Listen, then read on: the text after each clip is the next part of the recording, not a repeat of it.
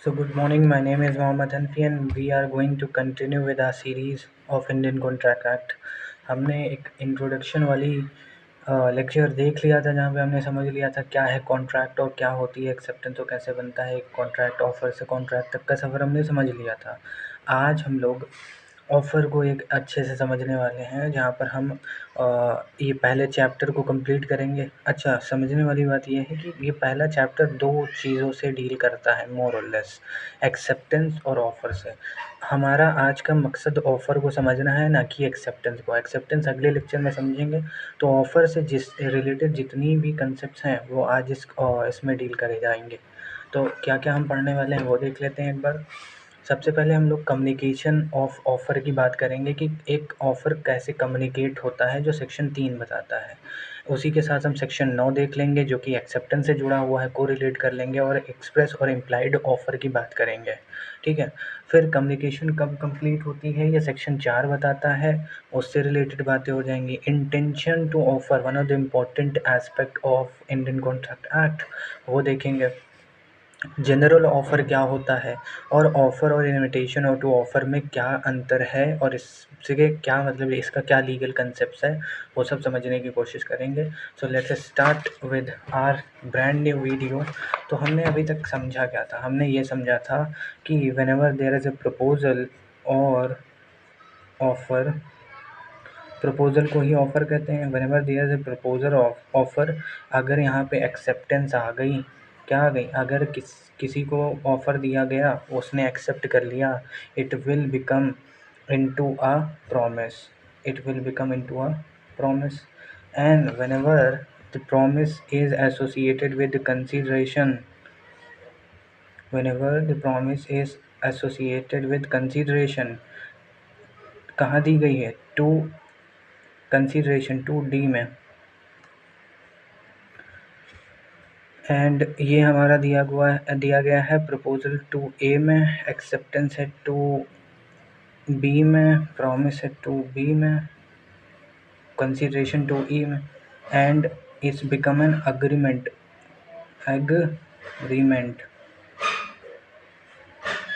Agreement 2E में दिया हुआ है। An agreement plus enforceability, agreement plus enforceability, it's become a contract. So there is a long process in order to make an offer into a contract. Firstly, there has to be an offer and proposal, and it should be complied with acceptance, which is defined under section 2A. Then it become a promise, and a promise should be accompanied with consideration.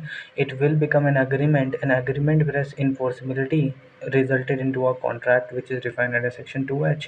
And contract is what? Is a document which is enforceable in a court of law. कि enforceable होता है court of law में. Contract is an agreement enforceable by law. So this is what we have learned in the in the recent lecture which I have posted on YouTube. Now we are going to deal with this particular topic. What is offer? So we have gone through the definition of section 2A, in which there is a definition when one person signifies to another his willingness to do or to abstain from doing with a view to obtaining the assent of that other is said to make a proposal.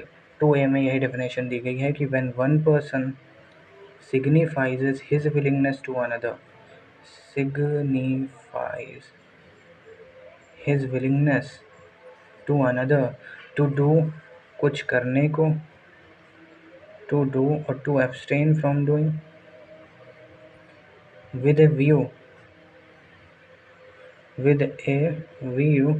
to obtain the assent of that other, he is said to make a proposal. He is said to make a proposal. Whenever a person signifies his willingness to another to do or to abstain from doing with a view to obtain the assent of that other, he is said to make a proposal.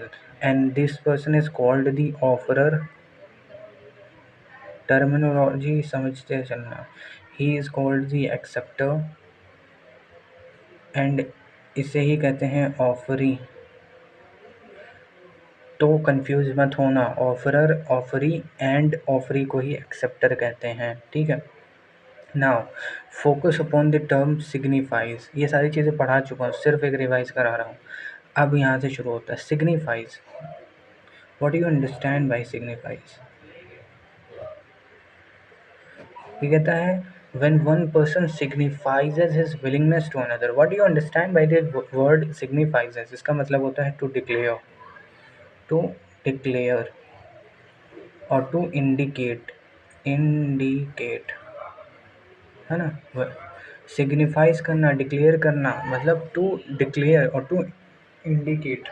Now ये बंदा indicate करे अपने willingness, अपनी चाहत को, तभी कहा जाएगा कि इसने ऑफर दिया है। Unless and until he has not signified his willingness to another person, he can not said to be have make a offer. तो सिग्निफाइज को कॉन्ट्रैक्ट की लैंग्वेज में कम्युनिकेट कहते हैं। क्या कहते हैं? कम्युनिकेट। सिग्निफाइज को कॉन्ट्रैक्ट की लैंग्वेज में कम्युनिकेट कहते हैं। और कम्युनिकेशन कैसे हो सकती है, हाउ कम्युनिकेशन होगी, हाउ इट कैन बी, तो सेक्शन 3 बताता है। क्या बताता है? तो पढ़ लेते हैं। कहता है communication, acceptance and revocation of proposal. The communication of proposal and the acceptance of proposal and the revocation of proposal and acceptance respectively are deemed to be made by any act or omission of the party proposing, accepting or revoking, by which he intends to communicate such proposal, acceptance or revocation, or which has the effect of communicating it. Now what is important in this section? चलो इसको bifurcate करते हैं। Section 3 ये कहता है कि communication 3 लोगों की हो सकती है। पहली कम्युनिकेशन होगी ऑफर की, है ना। दूसरी कम्युनिकेशन होगी एक्सेप्टेंस की, ठीक है। और तीसरी कम्युनिकेशन होगी रिवोकेशन की, रिवोकेशन की। बात यहाँ पे समझो, there is a complicated topic, it's a complicated topic. क्या है? कह रहा है सेक्शन 3 कह रहा है कम्युनिकेशन ऑफर की हो सकती है, कम्युनिकेशन एक्सेप्टेंस की हो सकती है और कम्युनिकेशन रिवोकेशन की हो सकती है। What do you understand by revocation? Revoke माने होता है रद्द करना। क्या करना? रद्द करना, ख़त्म करना, है ना। रिवोकेशन, तो रिवोकेशन किसका करोगे? या तो अपने ऑफ़र का करोगे जो ऑफ़र तुमने दिया है, या अपनी एक्सेप्टेंस का करोगे जो तुमने एक्सेप्टेंस दी है। ऑफ़र कौन देता है? जानते ही हो, ऑफरर ही देता है। और एक्सेप्टेंस कौन देता है? तो एक्सेप्टर या ऑफर ही देता है। तो अगर ऑफर एक्सेप्टेंस को रिवोक करनी होगी तो ये करेगा, ऑफरर ऑफर ही करेगा या एक्सेप्टर करेगा। अगर ऑफर को रिवोक करना होगा तो ऑफरर करेगा। क्लियर है? अब ये कह रहा है 3 चीज़ों की, क्लियर बात समझो पहले। कम्युनिकेशन कहाँ से शुरू हो रहा है मामला, समझते रहना। इसमें कहा गया when one person signifies to another his willingness. तो सिग्निफाइज का मतलब क्या है? कम्युनिकेशन।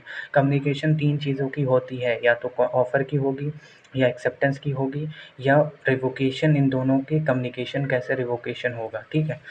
एग्जाम्पल से समझते हैं। ए कहता है कि मैं ये घर बेचना चाहता हूँ तुम्हें, ठीक है। तो ये कैसे कम्युनिकेट करेगा? इसको अपनी ये विलिंगनेस जो इसके मन में है कि मैं घर बेचूँ, ये इसको तब तक बताएगा नहीं, तब तक कैसे कहा जाएगा कि इसने ऑफ़र दिया है? उसी बात कर रहा है। अब ये मान लो एक्सेप्ट कर लें, अपने मन में ही रखें, तो क्या ऑफ़र माना जाएगा? नहीं माना जाएगा। मतलब एक्सेप्टेंस मानी जाएगी? नहीं मानी जाएगी, जब तक ये कम्युनिकेट नहीं करते हैं। वैसे ही मान लो इन्होंने ऑफ़र दे दिया, अब ये चाहते हैं, ये भाई साहब चाहते हैं कि मैंने जो ऑफ़र दिया है वो हम रिवोक कर दें, हमें नहीं देना, हमें घर नहीं बेचना। तो उसकी कम्युनिकेशन तो करनी पड़ेगी ना, इनको बताना पड़ेगा कि भैया हमने जो ऑफ़र दिया था वो हमने ख़त्म कर दिया। या मान लो इन्होंने एक्सेप्टेंस दे दी, अब इन्होंने एक्सेप्टेंस दे दिया, अब ये चाहते हैं कि हम घर नहीं खरीदेंगे बाई एनी रीज़न। तो ये कम्युनिकेट तो करें इसको कि भाई हम घर नहीं खरीदेंगे। उसी की इम्पोर्टेंस को सेक्शन 3 कहता है कि communication of offer, acceptance and revocation of offer and acceptance should be communicated. कैसे कम्युनिकेटेड होंगे? तो 2 तरीके हो सकते हैं। कोई तरीका, कोई मोड नहीं बताया है कि कैसे करना है, कि व्हाट्सएप से करना है, कि फेसबुक से करना है, कि टेलीग्राम से करना है, कि ईमेल करनी है। ये कोई मोड नहीं बताता है, ठीक है। ये सिर्फ कहता है कि बाई एनी वे, किसी भी तरीके से कर सकते हो, by any way which has the intent by which the parties intend to communicate or which has the effect of communicating it।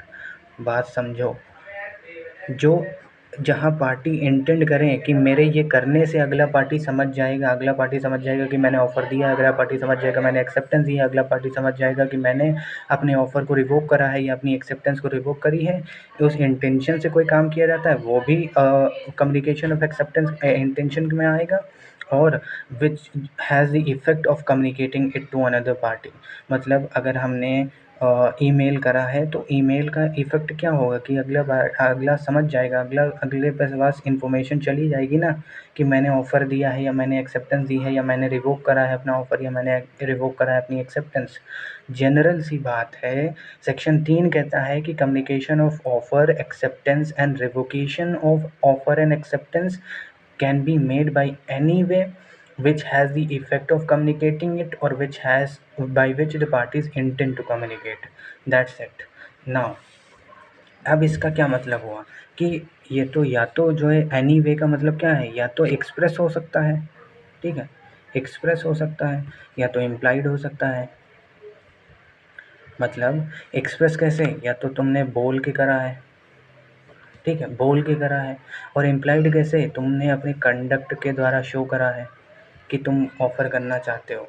समझो बात को, ऑफ़र किसी भी तरीके से हो सकता है, तो इसका मतलब या तो वो एक्सप्रेस होगा या तो वो इम्प्लाइड होगा। एक्सप्रेस कैसे, तुमने रिटन चीज़ें कर रखी हैं, तुमने बोल की चीज़ें कर रखी हैं, तो वो सब क्या हैं, वो सारे एक्सप्रेस हैं। और तुमने अगर जो है इम्प्लाइड चीज़ें कर रखी हैं, अपने कंडक्ट के द्वारा कर रखी हैं, तो वो इम्प्लाइड ऑफ़र में आएंगे, ठीक है। इसका अब जैसे उदाहरण है कि जब तुम एक टेम्पो में बैठते हो, जो टेम्पो होता है, रिक्शा होता है, इस सब में बैठते हो, जाते हो, तो ये इम्प्लाइड ऑफ़र है तुम्हारी तरफ से कि मैं अगर अपनी डेस्टिनेशन तक पहुंच गया तो मैं आपको पैसे दूंगा, है ना। ये तुम्हारी तरफ से ऑफ़र होता है जब तुम एक ओमनी बस में इंटर करते हो, और एक बस में इंटर करते हो, एक रिक्शे में इंटर करते हो, तुम्हारी तरफ से एक इम्प्लाइड ऑफ़र होता है कि भैया मुझे वहाँ ले चलो और मैं तुम्हें पैसे दूंगा, ठीक है। और वो तुम्हें बिठा लेता है, तो ये उसकी कंडक्ट से एक्सेप्टेंस है।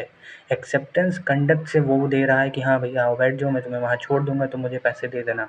तो एक्सेप्टेंस भी कंडक्ट से हो सकती है, बात समझो। एक्सेप्टेंस भी इम्प्लाइड हो सकती है और एक्सप्रेस हो सकती है। जैसे तुमने देखा कि तुमने एक इम्प्लाइड ऑफ़र दिया, तुम गाड़ी में चढ़ गए और उसने गाड़ी में तुम्हें चढ़ने दिया, ये उसकी इम्प्लाइड एक्सेप्टेंस है। तो ये यहाँ कौन बताता है, सेक्शन 9 बताता है कि इम्प्लाइड और एक्सप्रेस हो सकती है, ठीक है। अब यहाँ पर एक मतलब म्यूचुअल इम्प्लाइड प्रॉमिस होती है इन दोनों में। एक इम्प्लाइड प्रॉमिस हो गई, इम्प्लाइड प्रॉमिस हो गई, प्रॉमिस काहे की हो गई कि promise to pay for the benefit enjoyed. जो भी बेनिफिट हुए हैं वो जो इंसान एन्जॉय कर रहा है वो पेमेंट करेगा, इम्प्लाइड प्रॉमिस होती है यहाँ पे। अब एक केस आया था, केस क्या था, उपटन वर्सेस पॉवेल। बहुत ही इंटरेस्टिंग केस है 1942 का। इसमें हुआ क्या, एक मान लो घर है, घर में लगी आग, ठीक है, घर में लगी आग। तो घर का जो मालिक था उसने एक जो फायर सर्विस होती है, उपटन थी फायर सर्विस, एक कंपनी है ये उपटन जो आग बुझाने का काम करती थी। तो घर मालिक ने कॉल करा और उपटन को कहा कि भैया हमारे घर में आग लगी है और आके बुझाओ। और ये इस इंटेंशन से, ये सोच में बाय मिस्टेक इसने कॉल मिलाई कि इसका घर जो है फ्री जोन सर्विस में आता है। कौन सी जोन सर्विस, फ्री जोन। अब ये क्या है जोन सर्विस, उस समय उपटन का एक वो चल रहा था ऑफ़र कि इतने एरिए तक, मान लो उन्होंने कहा था कि 30 किलोमीटर तक जो है हम जो है फ्री जोन सर्विस रखेंगे, मतलब 30 किलोमीटर के अंदर जहाँ भी आग लगती है तो will going to deal it. अब मान लो इन्होंने 30 किलोमीटर तक की बात करी थी, लेकिन ये बंदा मान लो 31 किलोमीटर पर रहता था, मतलब इस जोन से बाहर रहता था। लेकिन इसने सोचा कि मैं जोन में ही आता हूँ, कॉल इसने कर दी बाय मिस्टेक। उपटन आई, उपटन ने आग बुझाया, उपटन कह रही है कि भाई पैसे लाओ। ये कहता है कि मैं तो फ्री जोन में आता हूँ। उपटन कह रही है कि नहीं भाई तुम फ्री जोन में नहीं आते हो, तुम्हें पैसे देने पड़ेंगे। तो इसने कहा मैं पैसे नहीं दूंगा, मैंने तो मिस्टेक से तुम्हें कॉल कर दी। तो अब बताओ इसमें क्या होगा, इसमें कोर्ट ने क्या बोला मालूम है, ज़रा एक बार सोचो तुम क्या करोगे। देखो कोर्ट क्या कहती है कि भाई तुम्हारे घर में आग लगी थी, ठीक है, तुमने कॉल करी, ठीक, और अगला बंदा आके आग बुझा गया। इसमें कोर्ट ने क्या हेल्ड करा कि भाई उपटन साहब आपने पॉवेल साहब, ये पॉवेल थे और ये उपटन थे, ठीक है। इसमें कोर्ट ने कहा कि आपने कॉल करा, आपने कॉल इसलिए करा कि कोई आए और आपकी आग बुझाए। उन लोगों ने आग बुझाई, आपकी तरफ से इम्प्लाइड ऑफर था, इनकी तरफ से इम्प्लाइड एक्सेप्टेंस थी, and there was an implied promise to pay the to pay the to pay the benefit for the, जो भी बेनिफिट तुमने एंजॉय करे हैं, to pay for the benefit enjoyed, ये तुम्हारी प्रॉमिस थी इम्प्लाइड। अब अगर मान लो तुम जो मिस्टेक का नाटक कर रहे हो कि तुमने तो बाई मिस्टेक कर दिया ये सोच के तो कि तुम्हें फ्री सर्विस मिल जाएगी, तो चलो हम ये अगर तुम्हारा एक्सेप्ट कर लें तो इनके लिए ये तो गलत हो जाएगा ना कि ये आए और तुमने बाई मिस्टेक, ऐसे कोई भी कहेगा कि हमने तो अरे उपटन को ऐसे ही बुला लिया था, बाई मिस्टेक बुला लिया था, इनकी तो नैया डूब जाएगी, है ना। अब यहाँ पे एक प्रिंसिपल आता है जो कि सेक्शन 68 टू सेक्शन 72 के अराउंड पढ़ोगे तुम, जिसे कहते हैं प्रिवेंशन ऑफ अनजस्ट इनरिचमेंट। ये है एक प्रिंसिपल। इस वजह से इस केस में कहा गया कि भाई अगर हम तुम्हारी मिस्टेक वाली थ्योरी को एक्सेप्ट कर लें तो तुमने फिर इनका अनजस्ट इनरिचमेंट कर लिया, इनका फ़ायदा तुमने उठा लिया, इनका शोषण कर लोगे तुम ऐसे, और ऐसे इनका शोषण होते ही रहेगा अगर हम ये थ्योरी एक्सेप्ट कर लें। तो ये नहीं है, तुमने एक इम्प्लाइड ऑफ़र दिया, उन्होंने इम्प्लाइड एक्सेप्टेंस करी, वो आए, तुम्हारी आग बुझाई, तुमने बेनिफिट एंजॉय करे उनकी सर्विस का, now you have an duty to pay for the benefit enjoyed. That was the case. So the crux of the case is that implied offer हो सकता है, इम्प्लाइड एक्सेप्टेंस हो सकती है, and whenever these things are there is an implied promise to pay for the benefit enjoyed, right. So ये इसका crux है इस केस का। अब दूसरा केस एक आ जाता है हाजी मोहम्मद इशहाक वर्सेस मोहम्मद इकबाल। हाजी मोहम्मद इशहाक वर्सेस मोहम्मद इकबाल। ये इम्प्लाइड एक्सेप्टेंस की बात करता है। एक्सेप्टेंस जब हम पढ़ेंगे तब हम बात करेंगे, इम्प्लाइड एक्सेप्टेंस की बात करता है। यहाँ पे क्या था कि एक डिलीवरी बॉय था, आसान भाषा में समझा रहे हैं कि एक ने डिलीवरी कोई पार्सल मान लो करा, इन्होंने उस पार्सल को एक्सेप्ट कर लिया और उस पार्सल की हाफ़ पेमेंट भी दे दी। क्या कर दिया, हाफ़ पेमेंट भी उसने उस पार्सल की दे दी। अब जो बचा हुआ पेमेंट था इनकी ड्यूटी बन गई है, क्योंकि इन्होंने एक्सेप्ट करा वो पार्सल। अब इनकी ड्यूटी बन गई है कि इन्होंने जो भी बेनिफिट एंजॉय करे हैं इसमें से उसका पूरा भुगतान इस बंदे को करें। तो ये इम्प्लाइड एक्सेप्टेंस है। ये जब हम लोग एक्सेप्टेंस का टॉपिक पढ़ेंगे तब पढ़ेंगे, अभी इसलिए ज़्यादा हम अच्छे से नहीं बता रहे हैं, ठीक है। मोर और लेस पॉवेल वर्सेस उपटन का केस, उपटन वर्सेस पॉवेल का केस इम्पॉर्टेंट है, वो याद रखना, बस इसमें यही है। अब बात आ जाती है कम्युनिकेशन। हमने ये समझ लिया कम्युनिकेशन होनी चाहिए। सेक्शन 3 कहता है कम्युनिकेशन 3 चीज़ों की होगी, ऑफ़र की, एक्सेप्टेंस की और रिवोकेशन की। रिवोकेशन क्या होता है, किसी चीज़ को रद्द करना, कि अगर किसी ने ऑफ़र दिया है तो ऐसा, इसका मतलब ये नहीं कि एक बार दे दिया तो तीर कमान से ही निकल गया, उसको रोका भी जा सकता है, उसकी बशर्ते कि उसकी कम्युनिकेशन तुम कर दो विदिन टाइम, ठीक है। अगर किसी ने हाँ भर दिया है तो इसका मतलब ये नहीं कि हाँ हो गई तो अब कुछ मना नहीं हो सकता, मना हो सकता है, उसका रिवोकेशन हो सकता है, लेकिन कुछ रूल्स हैं। रूल्स क्या हैं वो जब पढ़ेंगे तब समझोगे, ठीक है। अब कम्युनिकेशन व्हेन कंप्लीट, जो रूल्स की बात हम कर रहे हैं वो वही रूल्स हैं। कम्युनिकेशन कब कंप्लीट मानी जाएगी, मान लो किसी ने ऑफ़र दिया, ठीक है, इनको ऑफ़र दिया, तो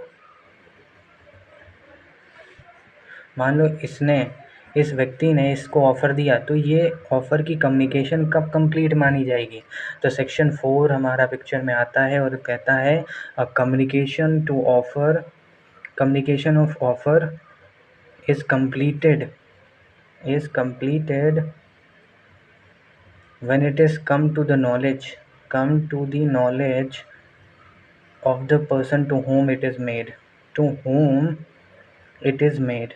डायरेक्ट सामने रख के देखना तब समझ पाओगे। communication of offer is completed when it is come to the knowledge of the person to whom it is made. To knowledge of the person to whom it is made, किसको offer किसको दिया जाता है? Offeree को। ये offeror है ना, ये ऑफरर है, ये ऑफरी है, ठीक है। अब ये ऑफर देगा तो ये कह रहा है कि कम्युनिकेशन ऑफ ऑफर, ये जो ऑफर है कम्युनिकेशन ऑफ ऑफर तब कंप्लीट होगी जब when it is come to the knowledge of the person to whom it is made. Offer जिसको दिया गया उसकी नॉलेज में जब ये ऑफर आ जाएगा तो इस ऑफर की कम्युनिकेशन कंप्लीट हो जाएगी। बात समझो, कम्युनिकेशन ऑफ़र की कंप्लीट होने के लिए इसकी नॉलेज में ऑफ़र का होना ज़रूरी है। अब तुम सोचोगे कि इतनी छोटी बात, ये क्या बात कर रहे हो तुम? बात हम इसलिए कर रहे हैं क्योंकि ये केस है। केस है लालमैन शुक्ला वर्सेस गौरी दत्त। जल्दी जल्दी कहानी सुनो, फिर लॉ पॉइंट इंपॉर्टेंट है क्योंकि कहानी तो याद रहेगी। इसमें क्या था भैया, ये जो हमारे डिफेंडेंट साहब हैं, डिफेंडेंट, अब डिफेंडेंट कौन होता है हमें बताना, ठीक है। डिफेंडेंट का जो एक नेफ्यू था, भांजा भतीजा, वो खो गया था। क्या हो गया था? खो गया था। उसको खोजने के लिए इन्होंने ऑफ़र निकाला, कहा कि भैया जो कोई खोज के लाएगा हम उसे 501 रुपये देंगे उस ज़माने में, ठीक है। 501 रुपये देंगे। 1913 का ये केस है, 501 बहुत बड़ी चीज़ है। तो और इन्होंने अपने सर्वेंट को पहले जो इनका जब जो ये भतीजा खोया तो इन्होंने अपने सर्वेंट को जो है भेजा कि जाओ भैया ढूंढ के लाओ, और सर्वेंट जैसे ही गया उसके बाद इन्होंने ऑफ़र निकाल दिया कि भैया जो कोई ढूंढ के लाएगा उसको हम 500 रुपये देंगे। सर्वेंट लेके आ जाता है, क्या इसको ढूंढ के ले आता है ना। अब ये क्लेम करता है कि हमें भैया 500 रुपये दो। तो बताओ इसको 500 रुपये मिलेंगे कि नहीं मिलेंगे? फिर से रिपीट कर दे रहे हैं कि डिफेंडेंट का भांजा या भतीजा खो गया था, नेफ्यू खो गया था। उसको खोजने के लिए अपने सर्वेंट को भेज देते हैं, सभी लोग परिवार के ढूंढ रहे थे, और उसी के साथ में ये एक ऑफ़र निकाल देते हैं इश्तिहार में कि भैया 500 रुपये देंगे जो कोई ढूंढ के लाएगा। अब सर्वेंट ढूंढ के ले आता है, सर्वेंट कहता है मालिक हम सुने हैं कि तुम कोई ऑफ़र निकाले हो, लाओ पैसे लाओ। तो मालिक कहते हैं धत भोसड़ी के। अब मामला कोर्ट में चला गया। मामला कोर्ट में, क्वेश्चन यही है कि भैया सर्वेंट को पैसे मिलेंगे नहीं मिलेंगे। तो कोर्ट शुरू से शुरू करती है, कहती है कि कहती है कि ऑफ़र से कॉन्ट्रैक्ट का सफ़र कैसे कंप्लीट होता है। तो सर्वेंट कहते हैं जब ऑफ़र एक्सेप्ट हो जाए। कोर्ट कहती है अच्छा, बड़े समझदार हो। और कोर्ट ने कहा कि ऑफ़र एक्सेप्टेंस कब मानी जाएगी? जब ऑफ़र की नॉलेज होगी, जब ऑफ़र का पता होगा तभी तो ऑफ़र को एक्सेप्ट करोगे, ऐसे ही थोड़ी एक्सेप्ट कर लोगे। सर्वेंट कहता है हाँ। तो कोर्ट ने पूछा क्या तुम्हें पता था जब तुम जो है उस ऑफ़र को जब बच्चे को खोज के ले आए उससे पहले तुम्हें पता था? ये कहें नहीं। तो कहें घुस लो। मेन लॉ पॉइंट क्या है कि जब तक एक्सेप्टेंस नहीं होगी, जब तक नॉलेज नहीं होगी, तब तक कम्युनिकेशन कंप्लीट नहीं है। और यहाँ पे communication of the offer complete नहीं हुई थी, तो जब कम्युनिकेशन ही नहीं कंप्लीट हुई तो उसकी एक्सेप्टेंस कैसे हो सकती है? इस वजह से यहाँ पे कभी कॉन्ट्रैक्ट ही नहीं बना था, तो पैसे देने की तो बात ही नहीं है। तो बात ये है कि एक्सेप्टेंस होने के लिए नॉलेज होनी चाहिए ऑफ़र की, ठीक है, सीधी सी बात है। अब दूसरी बात आती है यहाँ पे इंटेंशन टू ऑफ़र। ऑफ़र करते समय कुछ इंटेंशन होनी चाहिए पार्टीज़ की। नॉर्मल कोई बात हो रही है, उस बात में तुमने दो लोग बात कर रहे हैं, इसका मतलब ये नहीं कि वो कॉन्ट्रैक्ट कर रहे हैं। There should be a intention to make contractual relationship, है ना। अच्छा, इंडियन कॉन्ट्रैक्ट एक्ट में कोई ऐसा सेक्शन पाओगे नहीं जो कहेगा कि इंटेंशन होनी चाहिए। लेकिन इंग्लिश लॉ देखोगे तो वहाँ पे क्लियर कट केस है। केस का नाम है भैया, केस का नाम है रोज़ एंड फ्रैंक। लिखो रोज़ एंड फ्रैंक,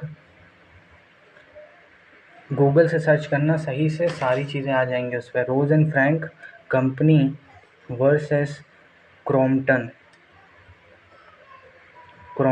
ठीक है, Rose and Frank company versus Crompton. इसमें इंग्लिश था। इसमें क्या था भैया, दो लोग, मान लो रोज़ ये कंपनी है एक और क्रॉम्पटन है, इन दोनों ने एक कॉन्ट्रैक्ट करा, ठीक है। इन्होंने एक कॉन्ट्रैक्ट करा, कॉन्ट्रैक्ट में इन्होंने एक क्लॉज़ लिख दिया कि ये जो भी कॉन्ट्रैक्ट है उसको कोर्ट में नहीं ले जाओगे, मतलब इसका कोई लीगल कॉन्सिक्वेंसेस नहीं होगा। है ना। अब डिस्प्यूट इन दोनों के बीच में अराइज़ हुआ तो कंपनी कोर्ट में चली गई और ये क्रॉम्पटन कहते हैं कि भैया हमने पहले ही लिख दिया था कि कोई इसके लीगल कॉन्सिक्वेंसेस नहीं होंगे, तुम नहीं जा सकते, हमारी कोई इंटेंशन नहीं थी लीगल रिलेशन बनाने की, तो तुम कोर्ट में ये इन्फोर्सिबल ही नहीं है। तो कोर्ट कहता है बिल्कुल सही बात है, जब अगर पार्टी ने इंटेंट ही नहीं करा कि लीगल कॉन्सिक्वेंसेस होंगे तो इसके लीगल कॉन्सिक्वेंसेस नहीं हो सकते। There has to be an intention to make contractual relationship so that agreement could be enforceable in a court of law unless and until कुछ नहीं हो सकता। ठीक है, तो बात क्या है कि इंटेंशन होनी चाहिए। अब क्योंकि कंसेस एड इनम है, consensus ad idem, consensus ad idem का मतलब होता है मीटिंग ऑफ माइंड। यहाँ पे क्रॉम्पटन का आशय क्या है कि इसके लीगल कॉन्सिक्वेंसेस ना हो और कंपनी कह रही है कि इसके लीगल कॉन्सिक्वेंसेस होने चाहिए। तो भैया जब तुमने ऑफ़र बनाया था तब तो तुम लोग की एक ही बात थी, एक ही जबान बोल रहे थे तुम लोग, कंसेंसस एड इडम था तुम्हारा, मीटिंग ऑफ माइंड था कि हाँ भाई ये क्लॉज है, इसके लीगल कॉन्सिक्वेंसेस नहीं होंगे, तो हम उसी बात को मानेंगे। अब इंटेंशन होनी चाहिए, इसका लैंडमार्क केस है Balfour versus Balfour, Balfour versus Balfour. ठीक है, इसमें इसमें केस में क्या था कि श्रीलंका में हस्बैंड काम करता था और वाइफ को जो है वो मंथली अलाउंस देता था। श्रीलंका में काम करता था और वाइफ को वो मंथली अलाउंस देता था। उसने अलाउंस देना एक दिन रोक दिया, वाइफ ने उस पर केस कर दिया कि भैया पैसा भेजो। तो कोर्ट कहता है कि पैसा वो क्यों भेजे, सिर्फ उसने एक प्रॉमिस करी तुमसे प्यार में मोहब्बत में, उसका मतलब ये नहीं कि उसने तुमसे कॉन्ट्रैक्ट कर लिया। ठीक है, तो उस यहाँ पे कोई इंटेंशन नहीं है क्योंकि तुम्हारे बीच का जो रिलेशन है हस्बैंड एंड वाइफ का रिलेशन है और यहाँ पे जनरल प्रिजम्पशन होती है, mark my word, general presumption ये होती है कि पार्टीज़ की इंटेंशन नहीं होती है ना। इस जब जो है डोमेस्टिक अग्रीमेंट होते हैं, डोमेस्टिक अग्रीमेंट होते हैं या सोशल अग्रीमेंट होते हैं, वहाँ पे जनरल प्रिजम्पशन ये है कि भैया पार्टीज़ की इंटेंशन नहीं है कि कोई कॉन्ट्रैक्चुअल रिलेशनशिप बने। तुम अपने दोस्त से कहो कि भाई शाम को हमारे घर आना और चाय पीना, वो आए और तुम कह दो हम नहीं चाय पिलाएंगे, तो तुम्हारा दोस्त वहाँ कोर्ट नहीं जा सकता ये कहते हुए कि इन्होंने मुझसे कॉन्ट्रैक्ट करा था, इन्होंने मुझे ऑफ़र दिया था, मैंने एक्सेप्टेंस दी थी कि चाय पिलाएंगे, अब चाय नहीं पिला रहे हैं तो इनको पैसे, इनको कंपनसेशन देना पड़ेगा। ऐसा नहीं है, क्योंकि यहाँ पे इंटेंशन नहीं है। क्यों नहीं है? क्योंकि ये डोमेस्टिक और सोशल एग्रीमेंट में आता है और वहाँ पे प्रिजम्पशन ये होती है कि इंटेंशन नहीं है। अब जैसे कि बेल्फोर वर्सेस बेल्फोर में हुआ कि हस्बैंड ने कुछ बातें वाइफ से कहीं कि भाई मैं तुम्हें मंथली अलाउंस दूँगा, मैं तुमसे तुम्हारे पास नहीं रह पा रहा हूँ, तुम्हारी तबीयत बेकार है, लेकिन मैं तुम्हें पैसा भिजवाता रहूँगा। तो इसका मतलब ये नहीं कि हस्बैंड कॉन्ट्रैक्ट कर रहा है वाइफ से। अब इसका मतलब ये भी नहीं है कि हस्बैंड एंड वाइफ में कभी कॉन्ट्रैक्ट भी नहीं हो सकता। ठीक है, हस्बैंड एंड वाइफ में कभी कॉन्ट्रैक्ट नहीं हो सकता। हस्बैंड एंड कॉन्ट्रैक्ट वाइफ के बीच का लीगल रिलेशनशिप इस्टेब्लिश करने वाला केस है McGregor versus McGregor versus McGregor McGregor. ये केस था जिसमें हस्बैंड एंड वाइफ के बीच लीगल रिलेशन हुए थे और उसे कॉन्ट्रैक्ट माना गया था।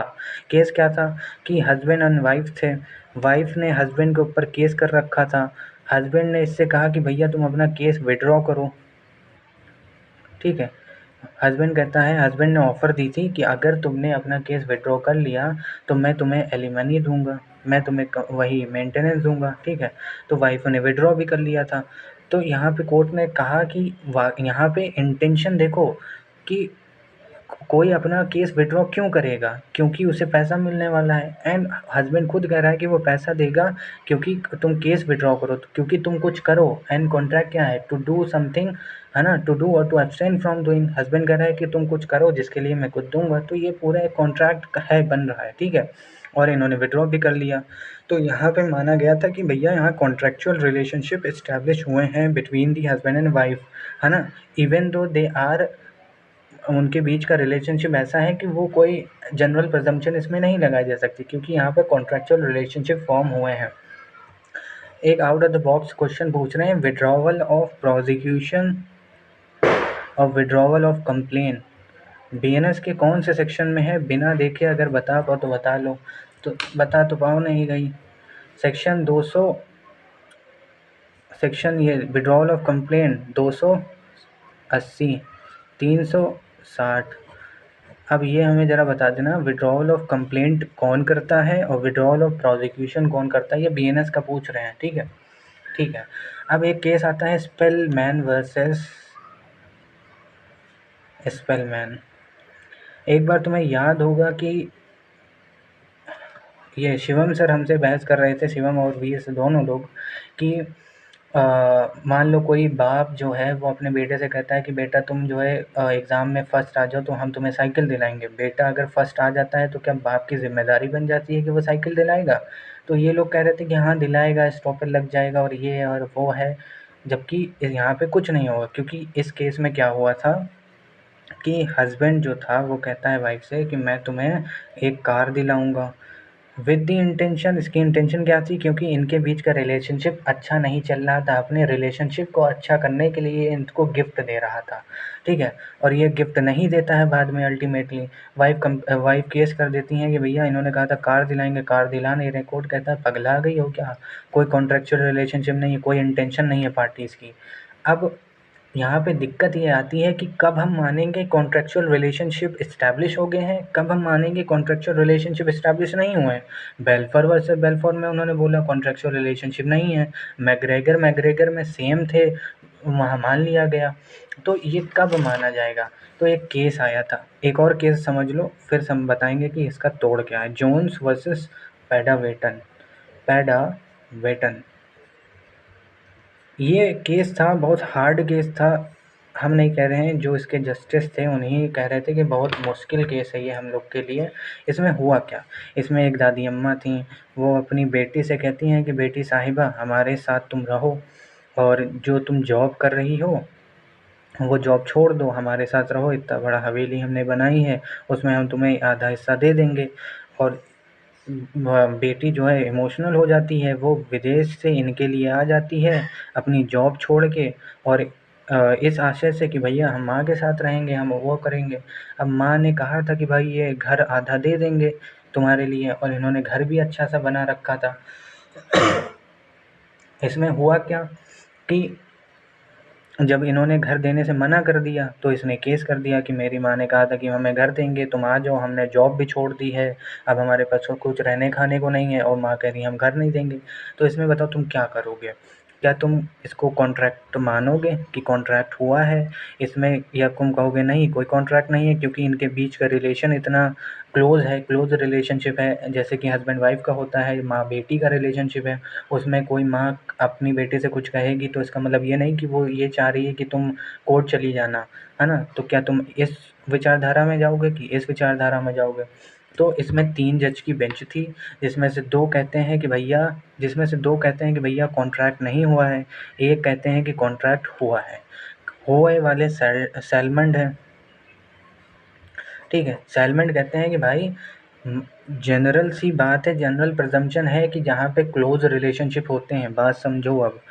इन्होंने अच्छे से वो बताया था, क्लोज़ जहाँ पे रिलेशनशिप होता है वहाँ पे जनरल प्रिजम्पशन है कि पार्टी के अंदर जो है इंटेंशन नहीं होती कॉन्ट्रैक्चुअल रिलेशनशिप एस्टेब्लिश करने की क्लोज़ रिलेशनशिप में। लेकिन ये केस ऐसा नहीं है। इस केस में एक व्यक्ति ने अपनी जॉब छोड़ी, अपनी सब कुछ छोड़ के विदेश से वो अपनी माँ के साथ रहने आया, क्योंकि माँ ने उससे कुछ कहा था, कुछ उसने माँ के कुछ कहने पे वो कुछ कर रही थी, ठीक है? तो यहाँ पे कॉन्ट्रैक्चुअल रिलेशनशिप होने चाहिए, लेकिन मेजॉरिटी कहती है कि भैया ऐसा कुछ नहीं है, क्योंकि इनके बीच का रिलेशन इतना क्लोज़ है, और हम यहाँ नहीं कह सकते कि यहाँ पे कॉन्ट्रैक्चुअल रिलेशनशिप एस्टेब्लिश हुए हैं। Now you will get confuse कि कब हम मानेंगे कि कॉन्ट्रैक्चुअल रिलेशनशिप एस्टेब्लिश हुए हैं और कब हम कहेंगे कि कॉन्ट्रैक्चुअल रिलेशनशिप एस्टेब्लिश नहीं हुए हैं।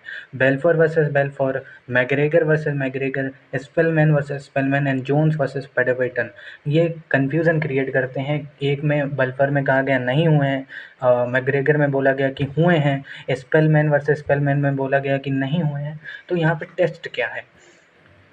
टेस्ट कैसे हम मानेंगे कि कब पार्टीज़ की इंटेंशन होगी? तो टेस्ट ये नहीं है कि पार्टीज़ क्या सोच रही हैं, बात समझो। टेस्ट ये नहीं है कि इनके माइंड में क्या है, पार्टीज़ जो हैं, पार्टीज़ टू द कॉन्ट्रैक्ट जो हैं, उनके माइंड में क्या है, उससे हमें मतलब नहीं है। मतलब हमें ये है कि एक reasonable prudent man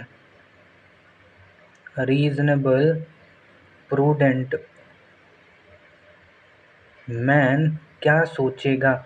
test of reasonable prudent man यहाँ अप्लाई होता है कि एक स्वस्थ चित्त का व्यक्ति जब ये बातें सुनता तो उसकी क्या इंटेंशन होती, या एक स्वस्थ चित्त के व्यक्ति के मन में क्या होता जब वो ऐसे कॉन्ट्रैक्ट करता, उसका होता है। अच्छा, ये एक क्वेश्चन ऑफ फैक्ट होता है, तो केस टू केस वेरी करता है। अब इसका मतलब ये नहीं कि मैग्रेगर में बोल दिया गया कि कॉन्ट्रेक्चुअल रिलेशन हो सकते हैं तो कॉन्ट्रेक्चुअल रिलेशन होंगे ही होंगे, या वेलफेयर में कहा गया होंगे नहीं तो नहीं ही होंगे। ये केस के फैक्ट सर्कमस्टांसेस पे डिपेंड करेगा। तो इस पे बहस करने ना लग जाना कि एफआईआर कहाँ लिखा है, वैसे तुम बहस करने लग जाओ।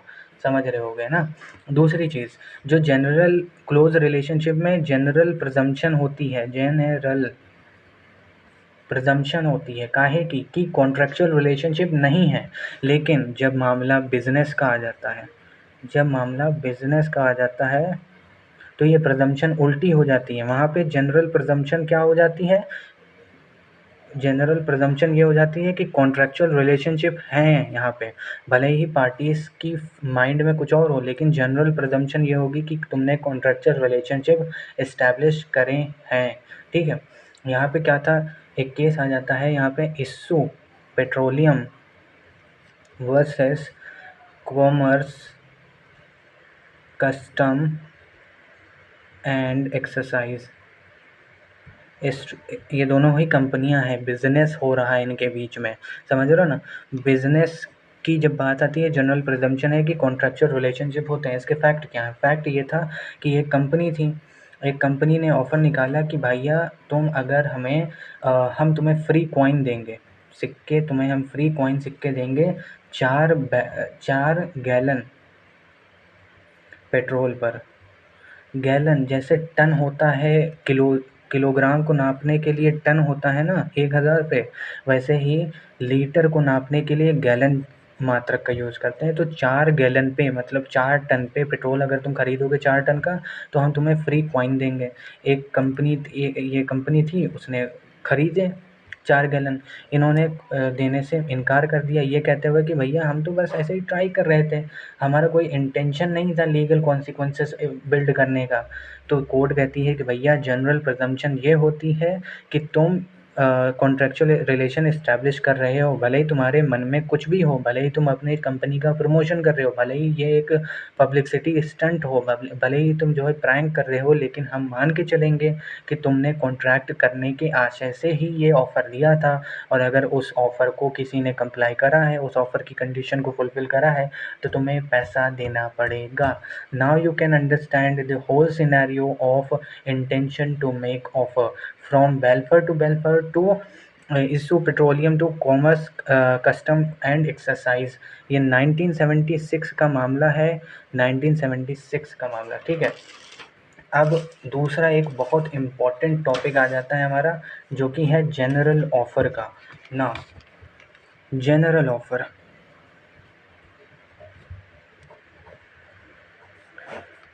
देखो सेक्शन 2A अगर तुम देखोगे, वो कहता है कि when one person signifies to another.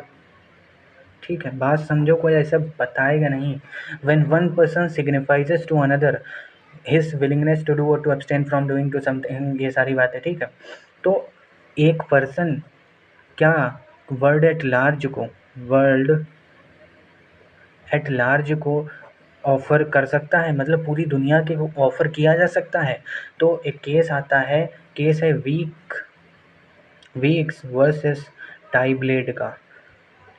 टाइब्लेड 605 weeks versus टाइब्लेड का केस आता है। कहते हैं कि भैया नहीं, वर्ड के साथ ऑफ़र नहीं करा जा सकता, ऑफ़र वर्ड को नहीं दे सकते तुम, क्योंकि ऑफ़र के लिए ऑफ़र उसे ही दोगे जो डेफिनेट है। डेफिनेट पर्सन को अनसर्टेन्ड पर्सन है ना, असर्टेन पर्सन को ऑफ़र दिया जाता है, ये वीक्स वर्सेस टाइब्लेड में बोला गया। लेकिन ये गलत बात है, ये गलत प्रिजम्पशन थी, ये गलत प्रिपोजिशन ऑफ लॉ था कि वर्ड एट लार्ज को ऑफ़र नहीं दिया जा सकता। ऑफ़र वर्ड एट लार्ज को हो सकता है, ऑफ़र तो वर्ड एट लार्ज को हो सकता है, लेकिन कॉन्ट्रैक्ट उसी के साथ होगा, कॉन्ट्रैक्ट उसी के साथ होगा जो उसकी कंडीशन को फॉलो करेगा, जो उसकी कंडीशन को फॉलो करेगा। इतना डीप कोई नहीं बताता है, ऊपर ऊपर से बता देगा कि जनरल ऑफर क्या है, वर्ड एट लार्ज को दिया गया है, केस बता देगा कार्लिन वर्सेस कार्बोलिक। कंसेप्ट समझो यहाँ पे कि ऑफर के लिए क्या है, when one person signifies to another his willingness to do और to abstain from doing with a view to obtain the assent of that other, he is said to make a proposal. Now his one person should be definite person and the another person should be definite person, then only an offer can be made। ये इनकी weeks versus टाइबलेट की कहानी थी। ये गलत preposition थी। क्योंकि word at large को ऑफ़र दिया जा सकता है, लेकिन कॉन्ट्रैक्ट उसी के साथ होगा जो उसकी कंडीशन को फॉलो करेगा। ठीक है, अब इस बात को तुम कैसे समझोगे, तो केस तुम समझो पहले, Carlin versus Carbolic smoke ball company. अच्छा, मैं तुम्हें केस बता दे रहा हूँ, ऑबिटर उसका डिक्टा बता दे रहा हूँ। ऑबिटर डिक्टा माने होता है कि रीज़न किस की केस के अंदर क्या एसेंस था, कोर क्या था, क्रक्स क्या था केस का। It is your responsibility to search the name of the case and to understand it और to wrote it down in your notes. हम यहाँ पे तुम्हारी नोट्स बनाने नहीं बैठे हैं, हम तुम्हें कंसेप्ट क्लैरिटी करने बैठे हैं। तो कमेंट में बकवास मत करिएगा राहुल मियाँ। ठीक है, Carlill versus Carbolic smoke ball company. ये केस में हुआ क्या था, एक व्यक्ति था जिसके बीमारी थी इन्फ्लुएंज़ा। ठीक है, इन्फ्लुएंज़ा क्या होता है, यही भैया जकड़ा जुखाम। ठीक है, इन्फ्लुएंज़ा था। एक कंपनी थी जिसने ऑफ़र दिया था, जिसने एडवर्टीज़मेंट निकाला था। एडवर्टीज़मेंट क्या निकाला था कि भैया जो कोई भी हमारे दी गई कंडीशन को फॉलो करेगा, ये हमारी कुछ गोलियां हैं, इन गोलियों को खाएगा और जैसे हमने बताया है, जिस कंडीशन में हमने बताया है वैसे गोलियों को खाएगा, उसको कभी इन्फ्लुएंज़ा हो नहीं सकता। इस व्यक्ति के इन्फ्लुएंज़ा था, इसने इनके ऑफ़र को एक्सेप्ट करते हुए इन कंडीशन को फॉलो करा, लेकिन इसको फिर भी इन्फ्लुएंज़ा हो गया, है ना। इसको फिर भी इन्फ्लुएंज़ा हो गया, ये चला गया कोर्ट। कहता है कि भाई साहब तुम हमें कंपनी से कहता है तुम हमें पैसे दो, और कंपनी ने अपनी इंटेंशन ज़ाहिर करते हुए कुछ पैसे जो है 1000 रुपये जो है उसने एक बैंक अकाउंट में भी ट्रांसफ़र करे थे। अपने एडवर्टीज़मेंट में उन्होंने बताया था कि हमने 1000 रुपये इस बैंक में ट्रांसफ़र कर दिए हैं, इसका मतलब इनकी इंटेंशन भी थी। लेकिन जब ये कोर्ट गया ये कहते हुए कि भैया हमने इनके दिए हुए ऑफ़र को एक्सेप्ट करा, कंडीशन फुलफ़िल करी, अब इनसे कहो कि हमें पैसे दें। तो कंपनी कहती है कि भैया पहली बात हमने तुम्हारे लिए खासकर नहीं बनाया था ऑफ़र। हमने स्पेसिफ़िकली तुम्हें नहीं कहा था कि तुम आओ और तुम परफ़ॉर्म करो। अब तुम्हारे ही दमा है, तुम्हारे ही जन्मजात बीमारी है, तो उसमें हम क्या करें।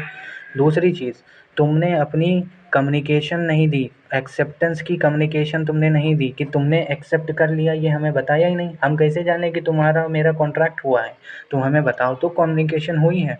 ठीक है, ये कंपनी का लॉयर कह रहा था। लॉयर की बात सुन के कोर्ट कहता है बैठ जा बेटा। कोर्ट कहता है कि भैया ये है जनरल ऑफ़र।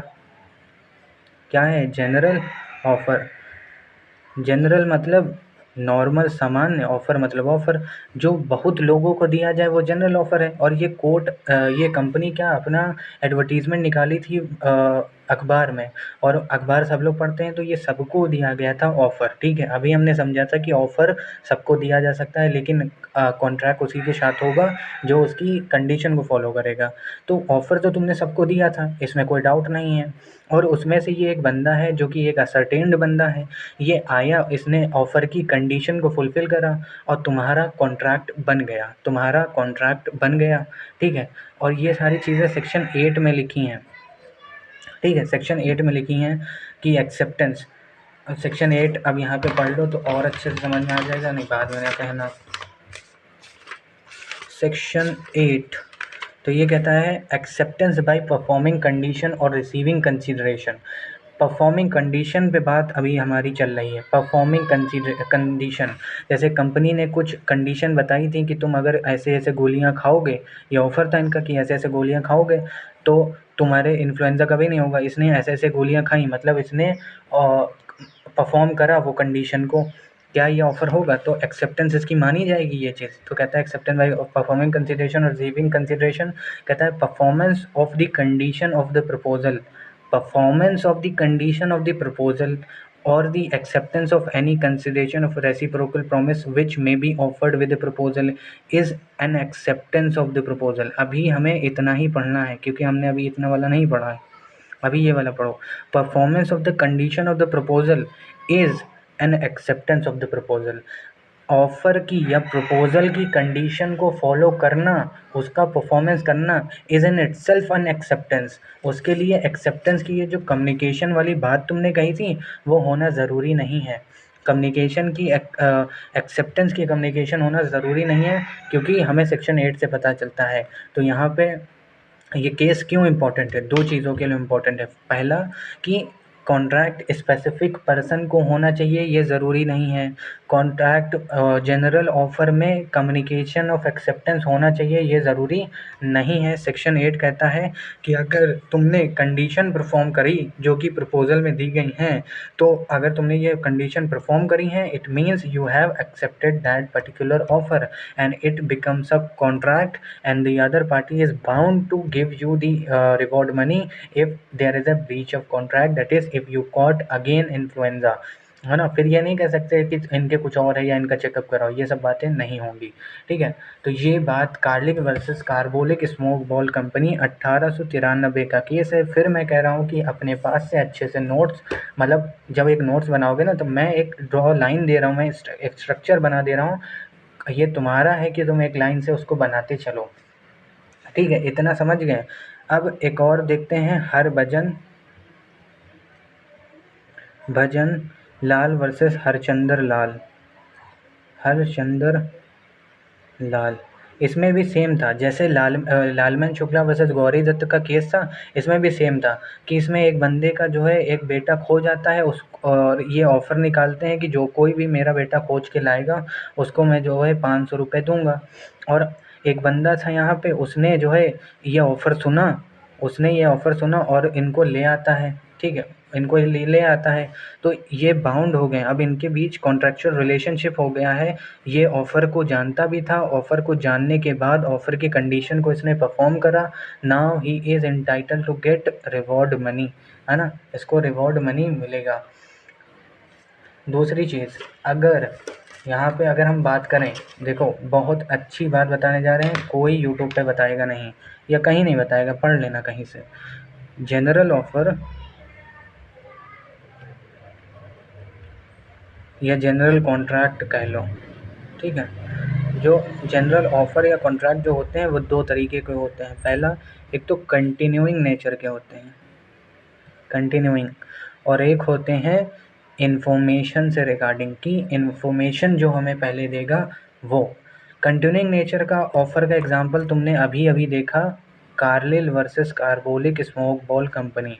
इसमें क्या था, कंटिन्यूइंग ऑफ़र था, ये ऑफ़र सबको करा गया था, पूरे वर्ल्ड एट लार्ज को। जो उस चीज़ को, उस कंडीशन को परफॉर्म करता, उनके साथ इस कंपनी का, कार्लिल का कार्बोलिक स्मोक बॉल कंपनी का कॉन्ट्रैक्ट हो जाता। बात समझो, कंटिन्यूइंग नेचर के ऑफ़र क्या होते हैं, जो कहते हैं कि कंडीशन परफॉर्म करो, ठीक है, जो कहते हैं कि कंडीशन परफॉर्म करो, कि तुम मतलब उन्होंने कुछ ऑफ़र दिया, उसके साथ कंडीशन दी, जो उस कंडीशन को परफॉर्म करेगा उसके साथ उस व्यक्ति का कॉन्ट्रैक्ट मान लिया जाएगा। कंटिन्यूइंग ऑफ़र जो जनरल ऑफ़र में होते हैं। दूसरा टाइप आता है इन्फॉर्मेशन रिगार्डिंग। इसमें क्या होता है, इसमें जैसे लालमन शुक्ला वर्सेस गौरी दत्त का केस, जैसे हरभजन वर्सेस हरचंदर लाल का जो हरचंदर का केस है ये, इसमें ये दोनों क्या है, ये इन्फॉर्मेशन से रिगार्डिंग है कि जो कोई पहली इन्फॉर्मेशन देगा। यहाँ पे कौन सी थ्योरी आती है, थ्योरी ऑफ फर्स्ट इन्फॉर्मेशन। अब किताब पढ़ के 4-5 दिन लगा के उसको क्रक्स में तुमको हम बता रहे हैं, कोई बताएगा नहीं इतनी जल्दी। थ्योरी ऑफ फर्स्ट इन्फॉर्मेशन यहाँ पे आती है कि जो कोई पहली इन्फॉर्मेशन देगा regarding a person with respect to whom the information is sought, तो उसके साथ कॉन्ट्रैक्ट माना जाएगा। अब मान लो कि इनका बच्चा खोया था, इन्होंने ऑफ़र निकाला कि जो कोई ला के देगा उसको मैं 500 रुपये दूंगा। तुमने सुना और तुमने उस बच्चे की जानकारी दे दी इनको, तो तुम्हारे साथ कॉन्ट्रेक्चुअल रिलेशनशिप हो गया। अब इनका बच्चा चला गया, मान लो बच्चा इनका मिल गया, ठीक है, इनका ऑफ़र था। अब बच्चा वो फिर नहा धो के घर में गया खेलने, अब खेल रहा था, वो किसी और ने देखा, देख के फ़ोन कर दिया इनको कि भैया तुम्हारा बेटा जो है, तुमने हमें ऑफ़र दिया था और तुम्हारा बेटा ने तुम्हारे बेटे की हम जानकारी दे रहे हैं, हमें 500 रुपये दो। तो ये नहीं होगा, क्योंकि थ्योरी ऑफ फर्स्ट इन्फॉर्मेशन आएगा कि पहला व्यक्ति वो होगा जो इन्फॉर्मेशन देगा, उसके साथ ही कॉन्ट्रेक्चुअल रिलेशनशिप होगा, और पहला व्यक्ति के साथ जहाँ कॉन्ट्रेक्चुअल रिलेशनशिप हुआ, वहीं से वो ऑफ़र ख़त्म हो गया, वहीं से वो ऑफ़र ख़त्म हो गया। कंटिन्यूइंग नेचर में ऑफ़र चलता रहता है, चलता ही रहता है, जब तक कि कंपनी खुद ही उसे रिट्रैक्ट ना कर दे, या कंपनी एक लिमिट उसमें बता दे कि हम 80 लोगों के साथ करेंगे, या हम 2 लोगों के साथ करेंगे, या वो खुद ही कहते हैं कि हम 1 लोगों के साथ करेंगे, या पहले 40 लोगों के साथ हमारा कॉन्ट्रैक्ट होगा, ऐसा वो कर दे कंटिन्यूइंग नेचर में जो कंडीशन बताते हैं। तो इतना मैं सोचता हूँ कि तुम्हारा क्लियर हो गया होगा। अब एक लास्ट टॉपिक हमारा आता है, वो है ऑफ़र और invitation to offer. Invitation to offer. अब हमें बात समझो यहाँ पे, ऑफ़र क्या है? सेक्शन 2A बताता है कि एक पर्सन दूसरे पर्सन को अपनी विलिंगनेस बताता है इस आशय से कि वो उस पर कंसेंट दे दे कुछ करने और कुछ ना करने के लिए, है ना? ऑफ़र में क्या है? फाइनल विलिंगनेस होनी चाहिए, मतलब सिर्फ़ एक चीज़ की कमी हो, वो चीज़ क्या है? असेंट, कि अगला मंजूरी दे दे, बस काम ख़त्म। इसने ये कहा कि तुम ये मेरा घर ले लो और 500 रुपये दे दो। इसने क्लियरली कहा, ये कोई आनाकानी नहीं कर रहा है, क्लियरली कह रहा है कि 500 रुपये दो, मेरा घर लो। सिर्फ़ एक चीज़ की कमी है, वो चीज़ क्या है? यहाँ से हाँ आ जाए, हाँ मैं लूँगा और तुम 500 रुपये दो, ऐसा हाँ की कमी है, मतलब एसेंट की कमी होनी चाहिए, तभी वो ऑफ़र कहलाता है। इन्विटेशन टू ऑफ़र में क्या होता है?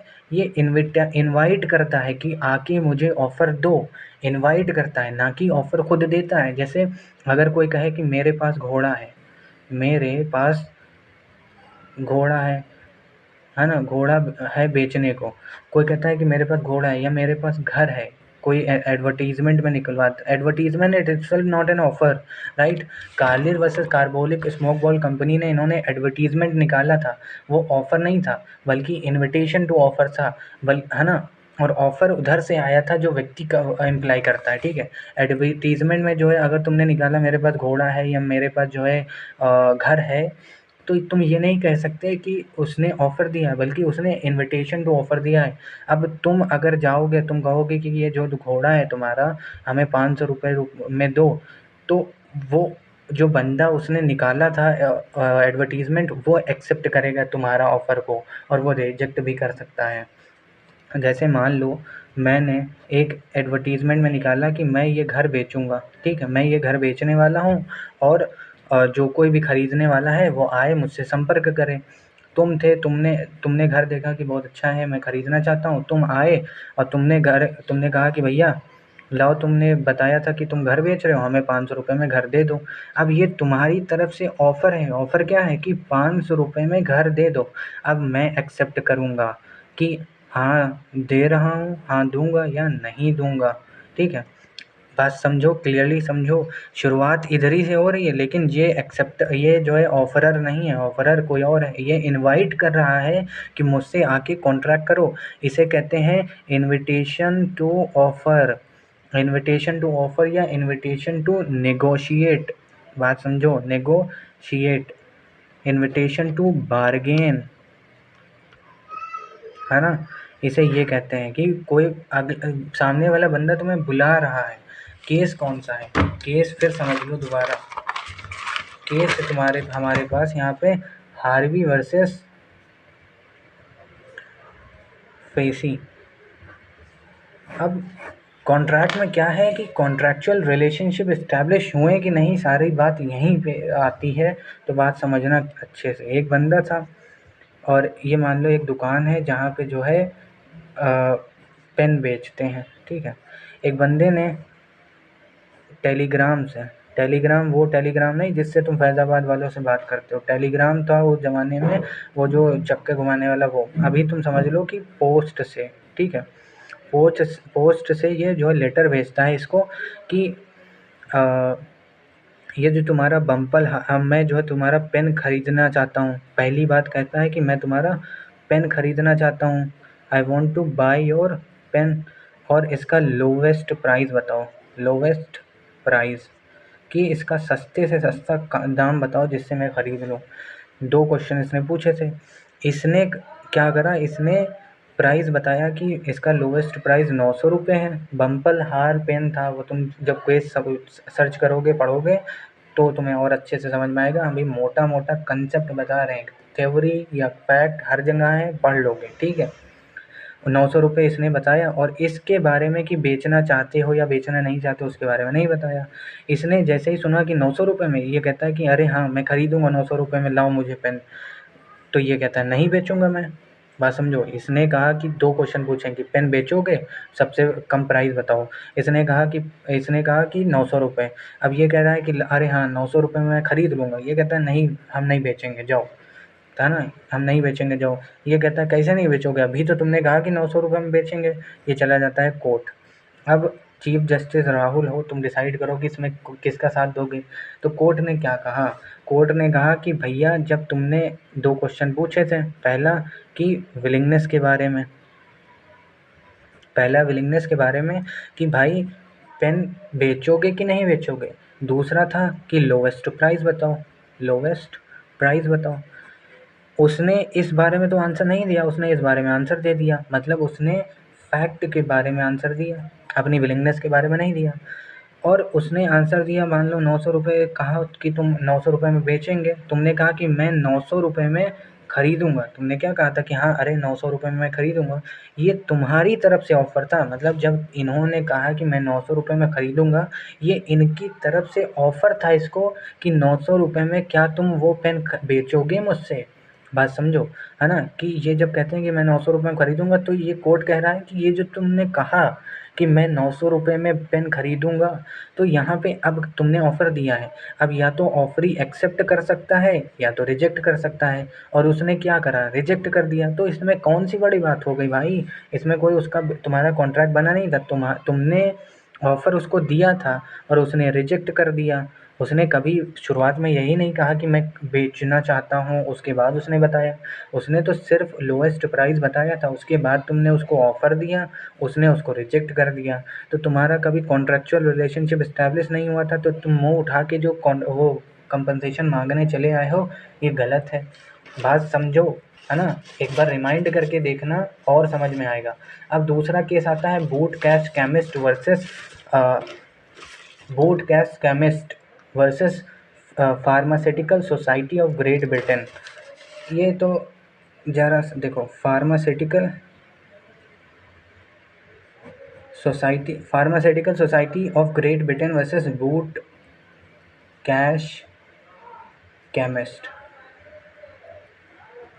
ये केस क्या था, मतलब चीज़ें कंसेप्ट समझो, फैक्ट तो समझ जाओगे, ठीक है। इसमें क्या था कि एक दुकान थी, ठीक है, उसमें जो है, मान लो जो तुम सागर मॉल है, वहाँ एक व्यक्ति गया और उसने मॉल से जो है मान लो परफ्यूम उसने उठाया कि मैं इसको ख़रीदूँगा। काउंटर पे गया उसका बिल करवाने कि ये परफ्यूम मैंने वहाँ से उठाया, इसका बिल करो कितने का है। काउंटर वाला कहता है कि सर वो मैं नहीं, ये वाला जो है मैं नहीं बेच सकता। वो कहता है कि लगाया क्यों है, लगाया है इसका मतलब तुमने ऑफ़र दिया है और हमने ऑफ़र एक्सेप्ट कर लिया है, और अब मैंने एक्सेप्ट कर लिया है, तुम्हें बेचना ही होगा, नहीं बेचोगे तो तुम ब्रीच ऑफ कॉन्ट्रैक्ट करोगे, मैं तुमसे कंपनसेशन लूँगा। तो वो कहता है सर मैं नहीं बेच सकता, हमने लगाया तो ज़रूर है लेकिन मैं बेच नहीं सकता।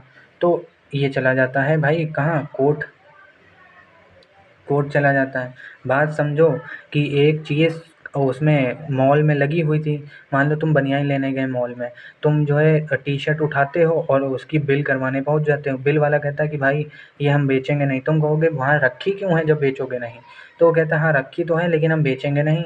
तो तुम्हें गुस्सा आ गया, तुम कोर्ट चले गए। तो कोर्ट क्या कह रहा है कि भैया वो रख रहा है ना, वो रख रहा है, इसका मतलब ये नहीं कि वो ऑफ़र दे रहा है तुम्हें, वो इन्विटेशन टू ऑफ़र दे रहा है, कि आओ तुम ऑफ़र दो और हम एक्सेप्ट करेंगे, और तुम वहाँ गए, तुमने वहाँ की टी-शर्ट उठाई, तुम बिल काउंटर पे जाते हो, कहते हो कि मैं ये खरीदूँगा, इसका मतलब तुम ऑफ़र दे रहे हो उसे। अब उसकी पार्ट पे ये है कि वो एक्सेप्ट करे या रिजेक्ट करे। उसने रिजेक्ट कर दिया तो इसमें कौन-सी बड़ी बात हो गई? वही वाली बात, इधर वाली बात, क्या नाम था इसका? हार्वी वर्सेस फ्रेज़ी वाली बात, है ना? वैसे ही फार्मास्यूटिकल बूट कैस्ट केमिकल में हुआ था, ठीक है।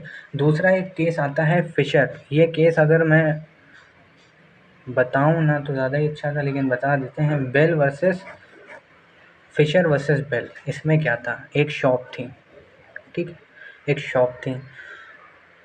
एक कानून यूके में बनाया गया कि भैया एक तरीके की नाइफ़ जो है उसको बैन कर दिया गया, बैन कर दिया गया।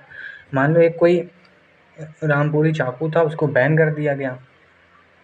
यहाँ पे एक शॉप थी, शॉप में ये नाइफ़ वाला जो है अपनी शॉप के सामने जो है इसकी एंटिक पीसों की शॉप थी। मतलब वो शॉप होती नहीं है जहाँ पे सारी एंटिक चीज़ें मिलती हैं, वहाँ पे ये अपने शीशे के सामने वही वाली नाइफ़ जिसको बैन कर दिया गया था उसको टांगे हुए था। और वहाँ से लोग जो है मतलब वो शॉप ही थी, ज़ाहिर-सी बात है लोग आएँगे उसको खरीदेंगे ऐसा। अब पुलिस आई, देखी कि अरे ये वही मतलब वही हथियार टांगे है जिसको बैन कर दिया गया है कानून बना के। तो इनको धर लिया गया कि तुम जो है इल्लीगल चीज़ें बेच रहे हो, इनको धर लिया गया। इनका कोर्ट में मामला चला, तो कोर्ट ने कहा कि ये अपने चीज़ें शो कर रहा है, अपनी चीज़ें एग्ज़िबिट कर रहा है। एग्ज़िबिट माने होता है प्रदर्शनी, प्रदर्शनी समझते हो ना? अपनी चीज़ें प्रदर्शन कर रहा है, इसका मतलब ये नहीं कि वो ऑफ़र दे रहा है कि आओ खरीदो, आओ हम जो है बेच रहे हैं इसको, बल्कि वो इन्विटेशन टू ऑफ़र दे रहा है। पहली बात, इन्विटेशन टू ऑफ़र है ये। दूसरी चीज़, ये वैसा इन्विटेशन टू ऑफ़र है जो कभी कॉन्ट्रैक्ट बन नहीं सकता। और तुम कहोगे ऐसा कॉन्ट्रैक्ट क्यों नहीं बन सकता सर?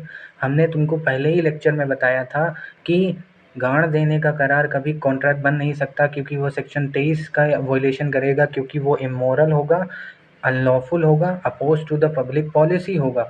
अनलॉफुल में ये आ जाएगा क्योंकि उसके लिए एक ख़ासकर कानून बनाया गया है, ना उसके कानून के कॉन्ट्रावेंशन में कोई कॉन्ट्रैक्ट करोगे तो वो अनलॉफुल होगा, ठीक है? तो ये कॉन्ट्रैक्ट कभी बन नहीं कर सकता, क्योंकि अगर ये कॉन्ट्रैक्ट बना तो वो कॉन्ट्रैक्ट अनलॉफुल होगा, वो हमेशा वॉइड कॉन्ट्रैक्ट होगा। तो इसको छोड़ दिया गया था, ये जो दुकानदार था उसको छोड़ दिया गया था, उसको जो पुलिस पकड़ के ले गई थी उसको रिहा कर दिया गया था। मोर और लेस ये बात है कि इन्विटेशन टू ऑफ़र क्या होता है, जहाँ पे चीज़ें वहाँ पे शो कराई गई हैं, है ना? एग्ज़िबिट कराई गई हैं।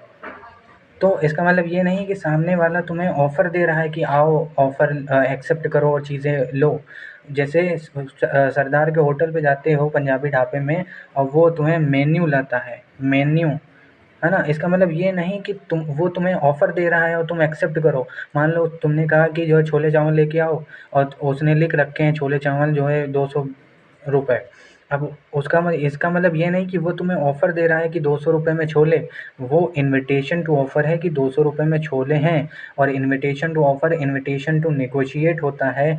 और अगर ये क्यों रखा गया इसका वो पर्पज़ समझो। मान लो तुम गए, तुमने कहा कि तुम्हारे मेन्यू में लिखा है कि ₹200 के छोले, और हम इसको एक्सेप्ट करते हैं। अगर इसको ऑफ़र माना जाए तो मान लो तुम गए, तुमने ऑफ़र तुमको दिया गया कि ₹200 में छोले, तुमने एक्सेप्ट कर लिया।